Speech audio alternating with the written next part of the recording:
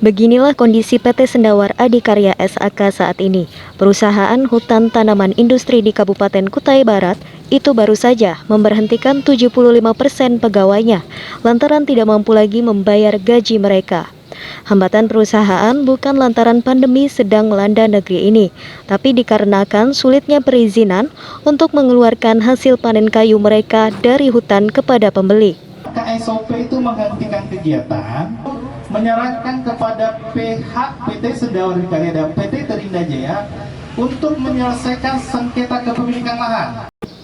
Sudah 2 tahun, izin yang dibutuhkan perusahaan dari Dinas Kehutanan dan Kementerian Perhubungan mengalami titik buntu. Akhirnya, akhir pekan tadi pihak manajemen perusahaan PT Sendawar Adikarya mengadu kepada kalangan wartawan di Samarinda.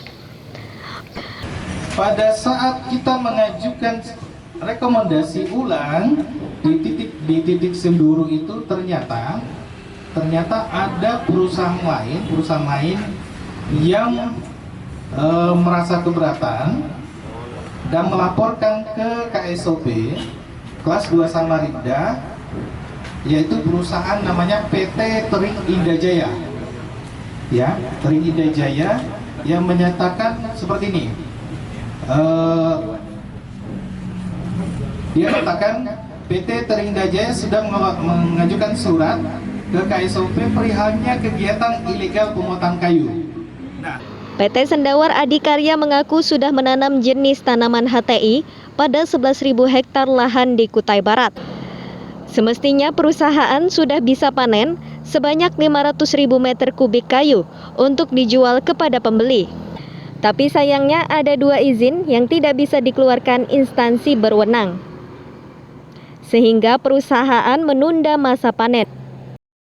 Karena sudah mendapatkan salah satu syarat, kita ajukanlah ke Dirjen Perhubungan Laut di Jakarta, dan Dirjen Perhubungan Laut di Jakarta itu membalas menyatakan bahwa kami kekurangan dokumen.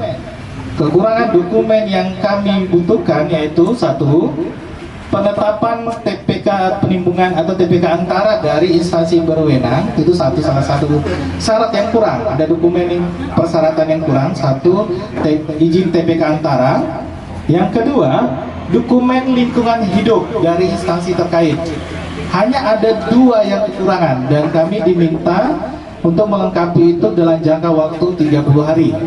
2 izin yang menjadi penghambat, pertama adalah dari Dinas Kehutanan Kaltim, yaitu izin tempat penampungan terdaftar kayu bulat atau TPTKB antara di Kampung Sedurun. Sedangkan yang kedua, tidak terbitnya surat rekomendasi dari KSOP atau Kantor Kesyah Bandaran dan Otoritas Pelabuhan Samarinda. Surat rekomendasi dari KSOP Samarinda ini dibutuhkan sebagai syarat untuk mengurus izin pemanfaatan garis pantai di Kementerian Perhubungan di Jakarta. Singkatnya, tanpa izin dari Kementerian Perhubungan, kayu yang dipanen dari hutan tidak bisa bergerak, alias tidak bisa dibawa antar pulau untuk dijual. Kenapa proses pengajuan rekomendasi keselamatan pelayaran garis pantai milik PT Sendawar Adikarya dipersulit dalam proses perizinannya, sedangkan syarat-syarat yang diminta oleh KSOP itu sudah terpenuhi dengan adanya perjanjian atau kesepakatan antara PT Sendawar Adikarya dengan Terindah Jaya yang menyangkut masalah lahan. Akibat tidak lancarnya urusan perizinan itu, bukan hanya PT SAK yang mengalami rugi besar. Menurut perhitungan pihak perusahaan, negara juga tidak menerima pendapatan negara, bukan pajak, sekitar 200 miliar. Pihak perusahaan mengakui mendapat jawaban dari otoritas pemberi izin bahwa tidak terbitnya izin lantaran ada pihak yang bersengketa lahan. Namun perusahaan lagi-lagi membantahnya. Makanya saya bilang, bagaimana KSOP menentukan itu hanya beda langkah sedangkan beliau tidak pernah kunjungan ke lapangan. Dari Samarinda, Hardin, BKTV melaporkan.